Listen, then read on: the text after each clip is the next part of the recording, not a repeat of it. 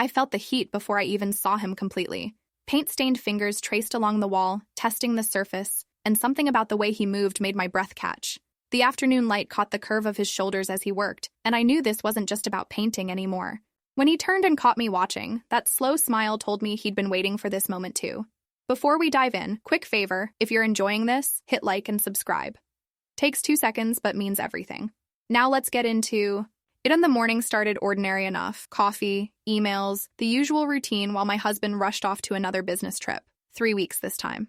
I'd gotten used to the silence, but today felt different. Today, Ruben was coming to finish the living room walls. I'd hired him through a neighbor's recommendation. Reliable, professional, reasonable rates. What she hadn't mentioned was how he'd look in worn jeans and a fitted white shirt, or how his accent would make even mundane conversations about paint colors sound intimate. The doorbell rang at exactly 9. I smoothed my sundress and opened the door to find him standing there with that easy smile, paint cans stacked beside him. "Morning, Mrs. Martinez," he said, those dark eyes meeting mine. "Ready to transform this place?" I stepped back to let him in, catching the faint scent of cedar and something distinctly masculine. Just Jocelyn is fine, and yes, definitely ready for a change. He carried his supplies through the house with practiced efficiency, but I noticed how his gaze lingered. On details, the family photos, the way morning light filtered through our windows. Me. "Your husband travel much?" he asked casually, setting down his brushes. "More than I'd like," I admitted, then wondered why I'd shared that. Something shifted in his expression. Not predatory, just aware. "Well, we'll make sure you love what you see when he gets back." The double meaning wasn't lost on either of us. For the first hour, I tried to focus on work, answering emails from my home office. But the sound of him moving through the house, the soft scrape of brushes against walls, the occasional low whistle, it all created a rhythm that made concentration impossible. When I emerged for more coffee, he was on a ladder, reaching high, shirt riding up to expose a strip of tanned skin. I stopped in the doorway, mesmerized by the play of muscles under fabric. "Looks good," I managed. He glanced down, catching me staring. The paint or heat flooded my cheeks. The wall. Obviously. His laugh was warm, knowing. Obviously. I retreated to my office, but the tension only grew thicker. Every excuse I found to walk through the living room brought our eyes together. Silent conversations that said more than words. Around noon, he knocked on my office doorframe. "Mind if I grab some water?" Of course. I led him to the kitchen, acutely aware of how close he walked behind me. He filled a glass at the sink, drinking slowly while watching me over the rim.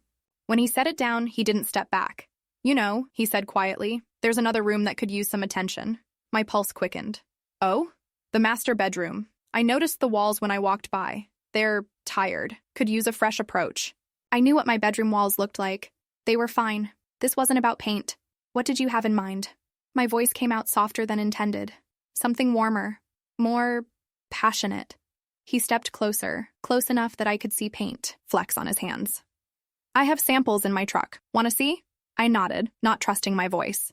He returned with several color swatches, but instead of showing them to me in the kitchen, he headed toward the stairs. Better to see them in the actual space. Light makes all the difference. My bedroom felt smaller with him in it. He moved around the space, holding up colors against different walls, but I could barely focus on the samples. All I could think about was how wrong this felt and how much I wanted it anyway. "This one," he said, holding up a deep, rich shade. "It would look incredible in here." I moved closer to look, and suddenly we were standing beside my bed, the color swatch forgotten. "Between us, Jocelyn," he said quietly. The way he said my name made something inside me unravel. 3 weeks of loneliness, months of feeling invisible in my own marriage, years of wondering if I was still desirable. It all crystallized in this moment. "We shouldn't," I whispered, but I didn't step away. "Probably not," he agreed, setting the paint samples on my dresser. "But I can't stop thinking about how you look at me. How do I look at you?" "Like you're hungry." His fingers brushed my arm, barely a touch. "Like you've been starving." The truth of it hit me like a wave. I was starving. For attention, for desire, for feeling wanted. "Show me," I breathed. He didn't move fast or grab me roughly. Instead, he lifted one paint-stained hand to cup my face, thumb tracing my bottom lip with infinite gentleness. "Are you sure?" Instead of answering, I kissed him. The moment our lips met, something ignited. Months of polite marriage, of scheduled intimacy, of feeling like roommates, all of it burned away. His mouth was warm and demanding, his hands tangling in my hair as he pulled me closer. I melted against him, my hands fisting in his shirt. He tasted like coffee and possibility, like everything I'd been missing. When we broke apart, both breathing hard, he rested his forehead against mine. "God, you're beautiful," he murmured. No one had called me beautiful in months. The word hit me harder than his kiss. His hands found the hem of my sundress, fingers trailing along my thighs as he slowly lifted the fabric. I shivered at his touch, skin coming alive under his exploration. "Tell me to stop," he whispered against my neck, but I couldn't. I didn't want to. Instead, I reached for his shirt buttons, my fingers working with desperate efficiency. His skin was warm and smooth, scattered with freckles I wanted to trace with my tongue. He lifted me easily, setting me on the edge of the bed. Standing between my knees, he looked down at me with such intensity that I felt exposed, seen in a way I hadn't been in years. "Beautiful," he said again, and this time I believed him. His hands were everywhere, sliding the dress up and over my head, tracing the curve of my waist, mapping the sensitive spots that made me gasp. When his mouth followed the path his hands had taken, I arched beneath him, lost in sensation. Every touch was deliberate, focused. He wasn't rushing toward some goal. He was savoring, exploring, learning what made me respond. When his lips found that spot just below my ear that my husband had forgotten existed, I couldn't hold back the sound that escaped. "There," he murmured, against my skin. "I want to hear every sound you make." He eased me back onto the bed, his body covering mine, solid and warm. The weight of him felt right in a way that made my chest tight with guilt and longing. "Look at me," he said softly, and when I met his eyes, he moved against me in a way that made thought impossible. We found our rhythm slowly, building heat between us like a fire carefully tended. His movements were steady, purposeful, each shift designed to bring us both closer to something that felt inevitable. I wrapped my legs around him, holding him close as the tension coiled tighter. His breath was hot against my neck, my name a whispered prayer on his lips. When the peak hit, it crashed over me in waves that left me trembling. He followed moments later, his body tense before relaxing completely against mine. For long minutes, we lay tangled together, breathing hard. Reality crept back slowly. What we'd done, where we were, the ring on my finger that suddenly felt impossibly heavy. I started. Should what? He shifted to look at me, no judgment in his expression. "Feel guilty? Do you?" I considered. Lying, but something about the way he was looking at me made honesty feel safer. "Not yet, but I will." He brushed hair from my face, the gesture tender.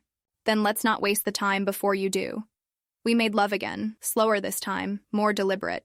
He showed me how he liked to be touched, and I discovered wants I didn't know I had. In the afternoon light filtering through my bedroom windows, we explored each other with curious hands and hungry mouths. Between moments of passion, we talked. He told me about growing up in Santa Fe, about choosing painting because he loved transforming spaces. I shared things I'd never told my husband, dreams I'd given up, parts of myself I'd buried under responsibility and routine. "You're not the same woman who answered the door this morning," he observed, tracing patterns on my bare shoulder. He was right. Something had shifted, awakened. I felt more myself than I had in years. As the afternoon wore on, we moved through the house like lovers in a dream. He pressed me against the kitchen counter, his hands spanning my waist as he lifted me easily.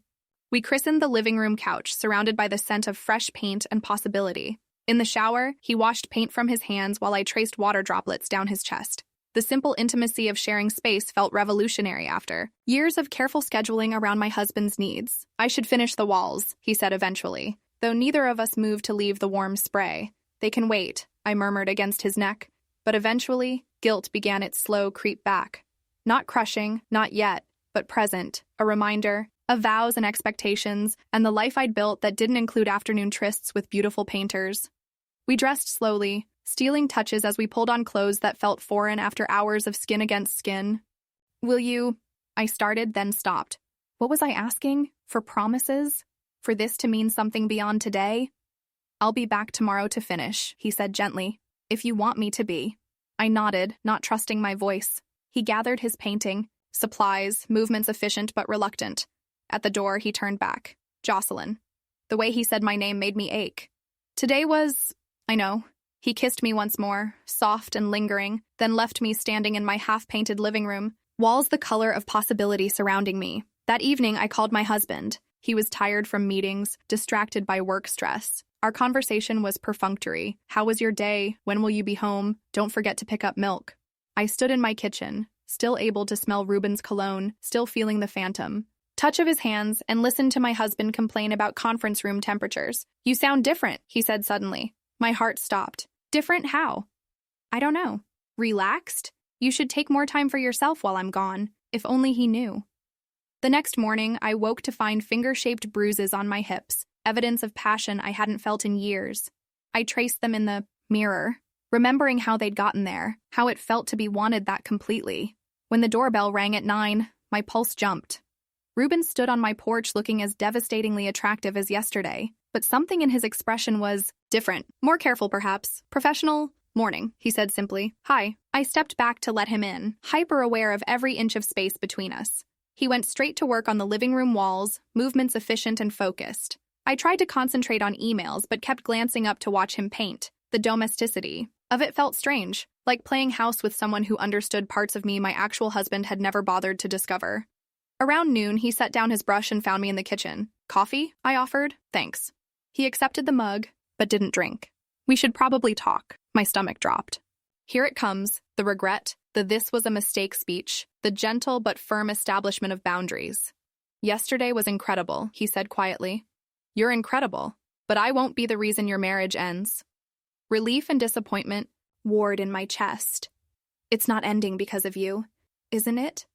I considered the question honestly. My marriage had been dying slowly for years, death by 1,000 small neglects, unspoken resentments, the gradual erosion of connection. Ruben hadn't caused that. He'd just shown me what I was missing. "No," I said finally. "It was already over. I just didn't want to admit it." Something shifted in his expression. "And now?" "Now I don't know what I want." I set down my coffee, hands shaking slightly. Except, I don't want to pretend yesterday didn't happen. I don't want to go back to feeling invisible. He moved closer, paint-stained fingers gentle on my face. "You could never be invisible." This time, when he kissed me, it felt like a promise. We made love again, right there in the kitchen, surrounded by the ordinary chaos of domestic life. Against the counter, on the floor, bodies moving together with desperate urgency. Afterward, we lay on the cool tile, breathing hard. "What happens when your husband comes home?" Ruben asked. The question hung between us, heavy with implication. "I don't know," I admitted, "but I can't go back to the way things were." He traced patterns on my bare arm. "What if you didn't have to? What do you mean? What if this wasn't just about today? What if we figured out a way to make this work?" The possibility bloomed between us, terrifying and exhilarating. "That's crazy," I whispered. "Is it? You're unhappy. I can see it in everything you do. You deserve better. And you think you're better? I think I see you, really see you. When's the last time your husband asked what you wanted, what you dreamed about? When's the last time he touched you like you were precious?" The questions hit like arrows, each one finding its mark. That afternoon, we painted the bedroom together. The deep, rich color he'd suggested transformed the space, making it feel intimate and alive. As we worked side by side, brushing color onto walls, I caught glimpses of what life could be like with someone who paid attention, who noticed details, who made me feel important. "Perfect," he said, stepping back to admire our work. But he wasn't looking at the walls. He was looking at me. My husband returned 3 days later to a house transformed. New colors on the walls, fresh energy in the spaces. He walked through, nodding approvingly. "Looks good," he said, already distracted by emails on his phone. "How much did it cost?" I told him the price Ruben had quoted, not mentioning that the final bill had been exactly half that amount. Not bad. Might have him back to do the guest rooms. The casual dismissal of what had been the most transformative week of my life felt like a slap. That night, as my husband fell asleep beside me in our newly painted bedroom, I stared at walls the color of passion and made my decision. The next morning, I called Ruben. "I want to see you," I said without preamble. "When?" "Now. Tonight. Whenever you can." Silence stretched between us. "Jocelyn, I know what I'm asking. I know what it means. I can't pretend anymore. Your husband will figure it out eventually. Or he won't. Either way, I can't keep living like this." Another pause. "Where?" "Your place. I want to see where you live." His apartment was small but filled with light, walls covered in paintings he'd done in his spare time, abstract pieces that captured emotion in color and movement. "You did these?" I asked, moving through the space in wonder. "Painting houses pays the bills. This feeds my soul." I understood.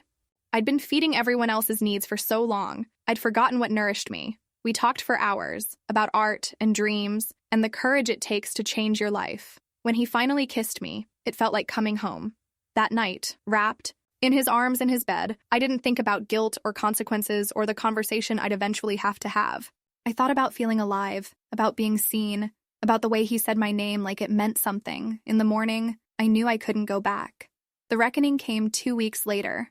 My husband noticed the changes, how I hummed while cooking, how I'd started wearing dresses that actually fit, how I looked him in the eye when he spoke instead of just nodding absently. "What's going on with you?" he asked over dinner. I set down my fork, heart pounding. "What do you mean?" "You seem different. Happy, I guess." "It's been a while since I've seen you happy." The admission hung between us, that my unhappiness had been visible, that he'd noticed but never bothered to ask why. "I am happy," I said carefully. "Because of the paint job?" I almost laughed. If only it were that simple. "No, because I remembered what I want." Which is the question I'd been dreading and anticipating in equal measure. To feel important, to feel seen, to feel like my dreams matter. He frowned. "Your dreams matter to me." "When's the last time you asked what they were?" Silence. "When's the last time you really looked at me? Not at your phone while I'm talking? Not distracted by work? Really looked?" More silence. "I'm having an affair," I said quietly. The words hung in the air like paint in an empty room, raw, transformative, irreversible. He set down his own fork, carefully, precisely. "With who?" "The painter." "Jesus, Jocelyn." He rubbed his face. "How long? Does it matter?" "Of course it matters." "Why? Would 3 weeks be better than 3 months? Would 1 night be forgivable, but 10 nights wouldn't be?" He stared at me like I was speaking a foreign language. "I love him," I continued, the words feeling both foreign and familiar. "And he loves me. He sees me in ways you stopped seeing me years ago." "That's not true. When's the last time you told me I was beautiful? When's the last time you asked about my day and actually listened to the answer? When's the last time you touched me like you wanted me instead of like you were checking an item off your to-do list?" Each question landed like a physical blow. I could see him trying to remember, coming up empty. "I work hard for this family," he said finally. "So do I. But work isn't enough. Providing isn't enough. I need connection. I need to matter." "You do matter." Not the way he makes me matter. We talked until late that night, really talked, perhaps for the first time in years. He cried. I cried. We mourned the marriage we'd never quite managed to build, the love we'd let slip away through inattention and assumption. In the end, we both knew it was over.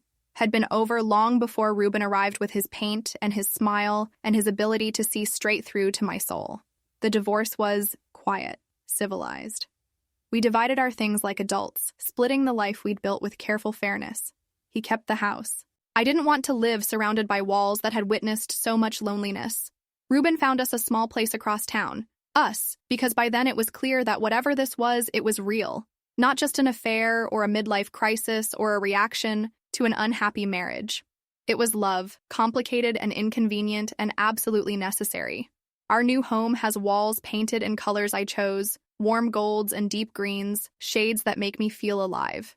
Ruben's paintings hang in every room, splashes of emotion and beauty that transform ordinary spaces into something magical. Some nights, I catch him watching me cook or read or simply exist in our space, and I remember what it feels like to be treasured. But secrets have a weight, and mine grew heavier with each passing week. I found myself jumping at unexpected sounds, crafting elaborate lies to explain my absences, living in constant fear of discovery. The guilt ate at me, but not enough to make me stop. "Leave him," Dante whispered one evening as we lay entwined on the studio floor, our bodies slick with sweat and satisfaction. "Come away with me." The suggestion should have been ridiculous. He was younger than me, an artist living, paycheck to paycheck while I had a mortgage and a 401k and a life carefully constructed around stability. But in that moment, breathless and drunk on pleasure, it didn't seem impossible. "You don't know what you're asking," I said. "I know exactly what I'm asking," he replied, his hand tracing lazy patterns on my bare skin. "I'm asking you to choose happiness over security, passion over comfort. I'm asking you to choose us." The weight of the decision pressed down on me. In the real world, beyond this magical studio where time seemed suspended, such choices had consequences. Divorce proceedings, divided assets, explanations to family and friends. The practical part of me recoiled from the chaos it would create, but the woman Dante had awakened, the one who craved touch and connection and the electric feeling of being truly alive, she wanted to say yes. "I need more time," I said, the same. Words I'd been using for weeks now. His face fell slightly, but he nodded. "I'll wait," he said, "as long as it takes." But how long could this continue? How long before David noticed, before someone saw us together, before the careful compartments I'd created in my life began to collapse?